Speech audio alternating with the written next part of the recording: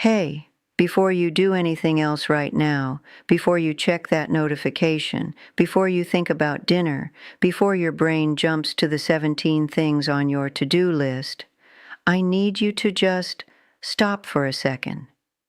Because what I'm about to tell you is something that sounds almost too simple. Honestly, when I first heard it, I rolled my eyes a little.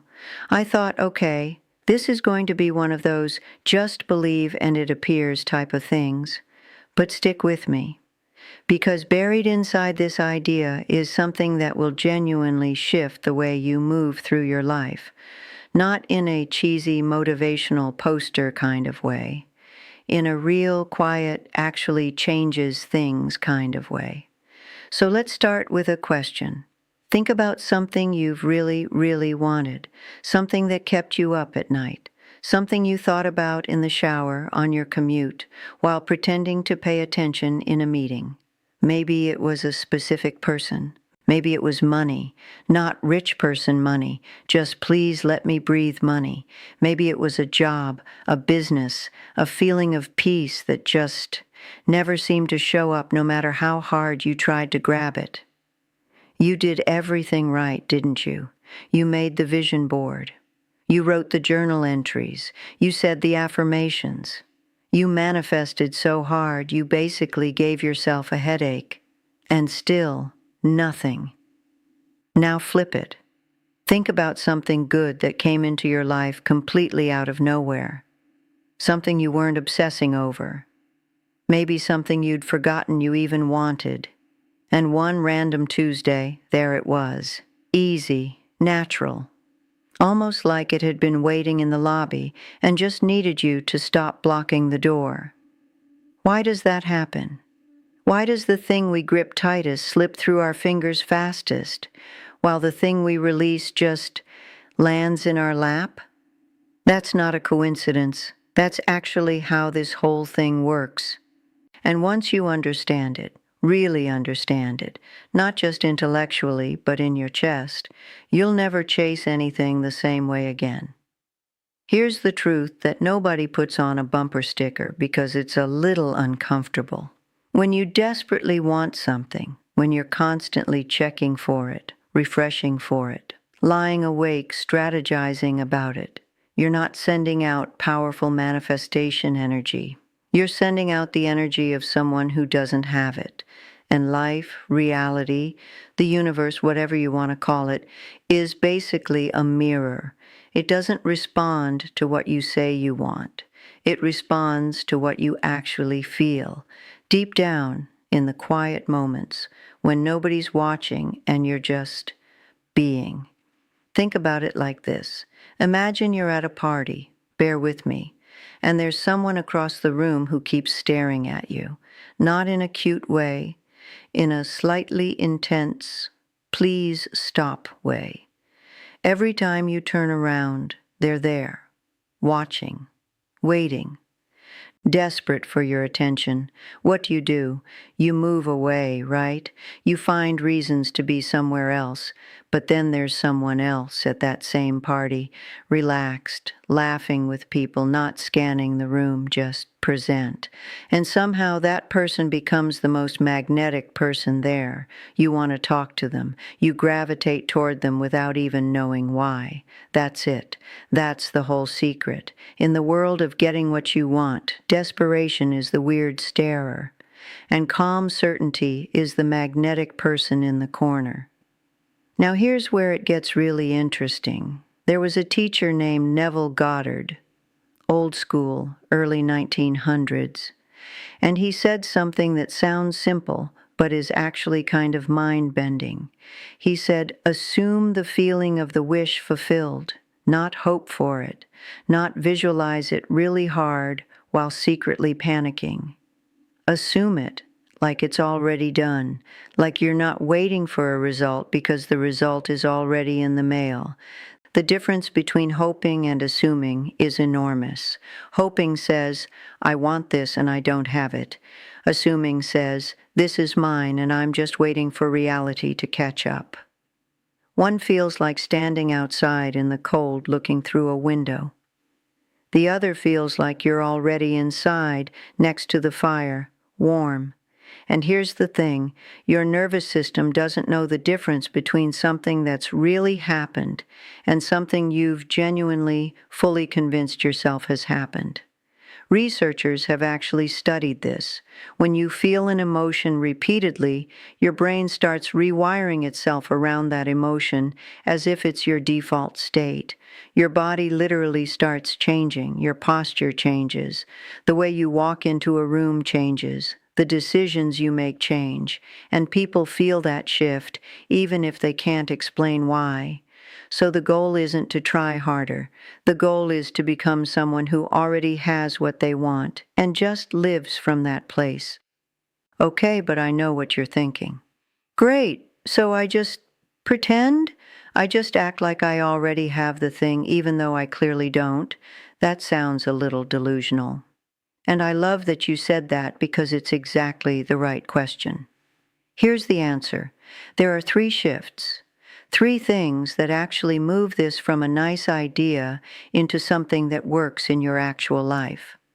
The first one is this: release the chase.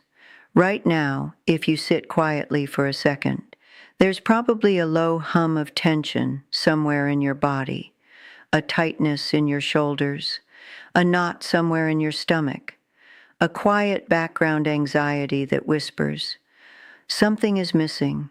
Something needs to happen before I can relax, before I can be happy, before I can be okay."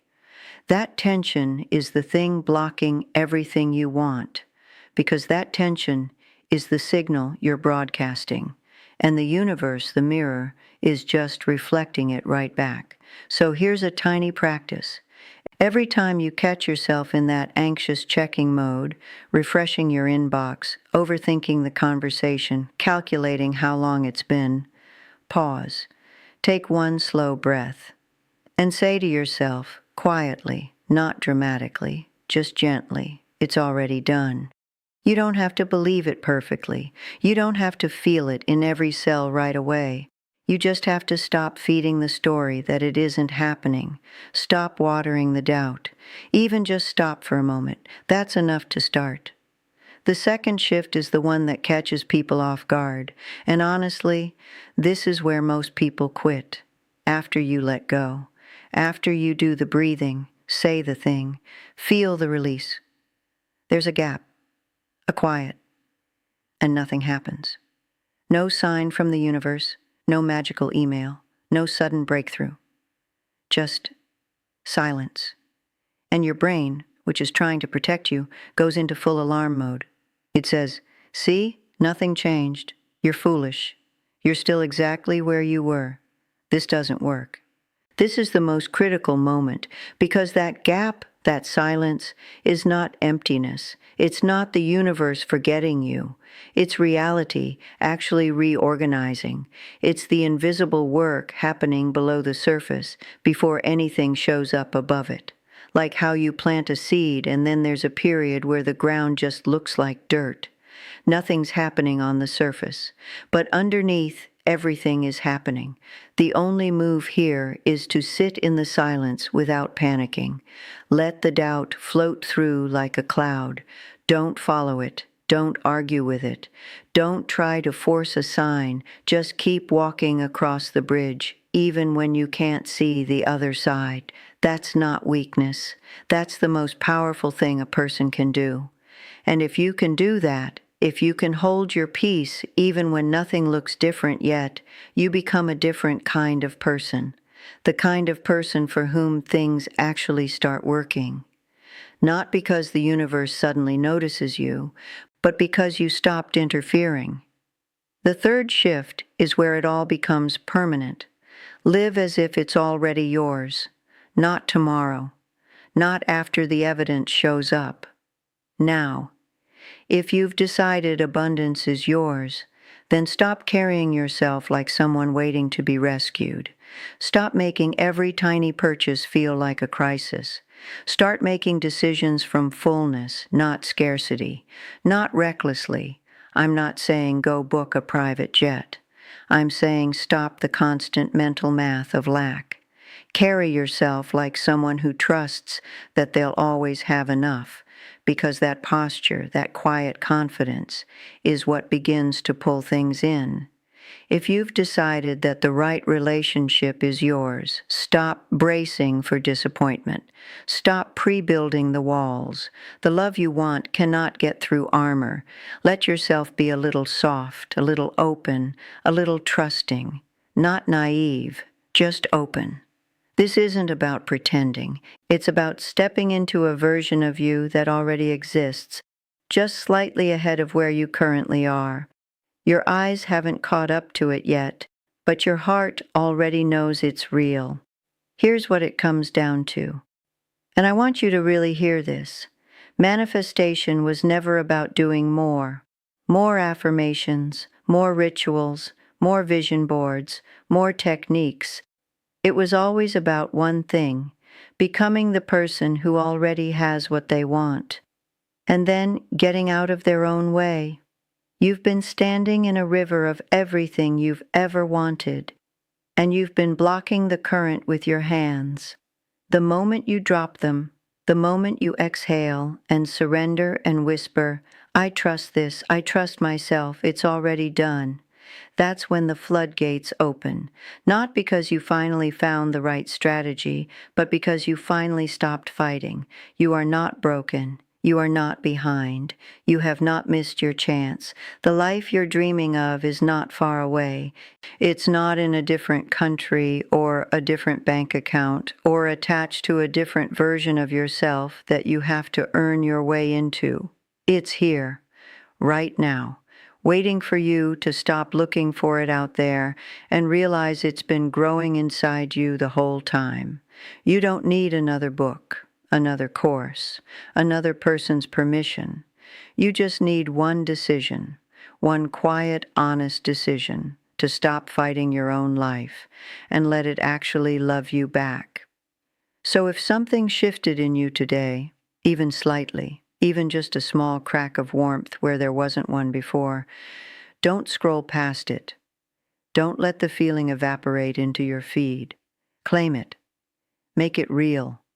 Say it in the comments. I let go and everything flows. Say it like you mean it, because your future, it's listening. And if someone you love is still stuck in the chase, still gripping, still forcing, still carrying that exhausting weight of trying to control everything, send this to them. The most beautiful things we receive are the ones we pass along. Take one deep breath. And remember this, the most powerful thing you will ever do for your life is not something you do at all. It's something you allow, and it has already begun.